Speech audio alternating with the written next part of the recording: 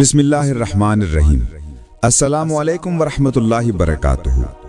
नहजुल बलागा, चौथा खुतबा।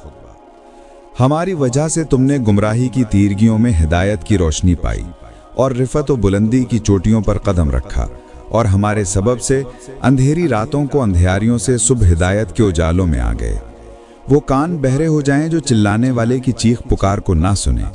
भला वो क्यों कर मेरी कमज़ोर और धीमी आवाज़ को सुन पाएंगे जो अल्लाह रसूल की बुलंद बांग सदाओं के सुनने से भी बहरे रह चुके हों। इन दिलों को सुकून व करार नसीब हो जिनसे खौफ खुदा की धड़कनें अलग नहीं होती। मैं तुमसे हमेशा गद्र व बेवफाई ही के नताइज का मुंतज़िर रहा और फरेब खुर्दा लोगों के से रंग ढंग के साथ तुम्हें भांप लिया था। अगरचे दीन की निकाब ने मुझको तुमसे छुपाए रखा, लेकिन मेरी नीयत के सिद्क़ व सफ़ा ने तुम्हारी सूरतें मुझे दिखा दी थीं। मैं भटकाने वाली राहों में तुम्हारे लिए जादाए हक पर खड़ा था, जहां तुम मिलते मिलाते थे मगर कोई राह दिखाने वाला ना था। तुम कुआं खोदते थे मगर पानी नहीं निकाल सकते थे। आज मैंने अपनी इस खामोश ज़बान को, जिसमें बड़ी बयान की क़ुव्वत है, गोया किया है। उस शख्स की राय के लिए दूरी हो जिसने मुझसे किनारा कशी की।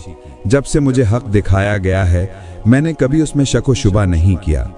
हज़रत मूसा अलैहिस्सलाम ने अपनी जान के लिए खौफ का लिहाज कभी नहीं किया, बल्कि जाहिलों के गलबे और गुमराही के तसल्लुत का डर था। इसी तरह मेरी अब तक की खामोशी को समझना चाहिए। आज हम और तुम हक़ व बातिल के दो राहे पर खड़े हुए हैं। जिसे पानी का इत्मीनान हो वो प्यास महसूस नहीं करता। इसी तरह मेरी मौजूदगी में तुम्हें मेरी कदर नहीं है। हज़रत मूसा अलैहिस्सलाम के स्वाक़े की तरफ इशारा है कि जब उनके मुकाबले में जादूगर बुलाए गए और उन्होंने रस्सियाँ और लाठियाँ ज़मीन पर फेंक कर अपना सहर दिखाया तो आप डरने लगे।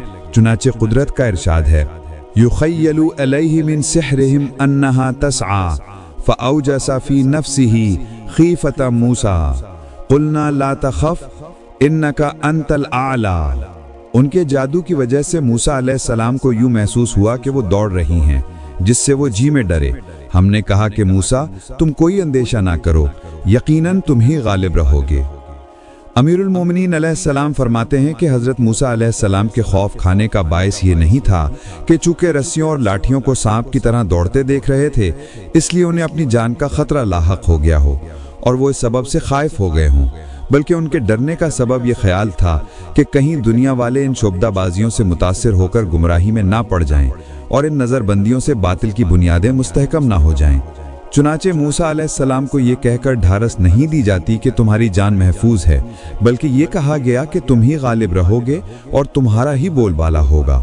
चूँकि उन्हें अंदेशा हक के दब जाने और बातिल के उभर आने का था, ना कि अपनी जान के जानने का कि हक की फतह व कामरानी के बजाय हिफ्ज़े जान की उन्हें तसल्ली दी जाती।